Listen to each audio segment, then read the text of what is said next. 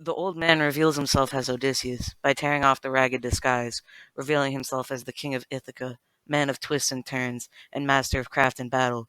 All the suitors. You are not our king. He died 10 or so years ago in the Trojan War. You expect us to surrender our position as a possible spouse of Penelope and just let you.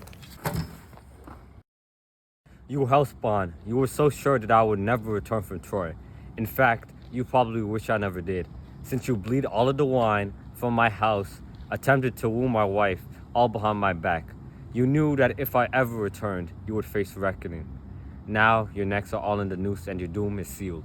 Odysseus signals to his son to close the door to the room, letting only those who are charitable and kind to him before knowing his identity and his other allies through. Prince of Ithaca Telemachus has pent up anger of his own, anger which he decides to unleash on the suitors who have tormented him and made his and his mother's life much harder for 10 whole years. The only man proud enough to see himself righteous enough to talk his way out of the massacre, Eurymachus, approaches the king of Ithaca. If you are truly Odysseus of Ithaca, home at last, you are right to accuse these men of the crimes they have committed. But you have had your vengeance. Antinous lays here in front of me breathless. He who incited it all and drove us all to crime. Spare your people. We will recoup your cost of all our food and drink.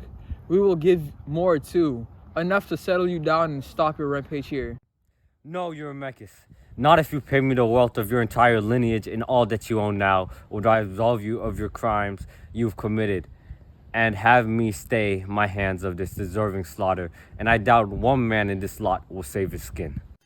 Eurymachus called out to all the other suitors, knowing that there was no way they would survive unless they killed Odysseus. It was brave talk for a man who was drawing his last breath.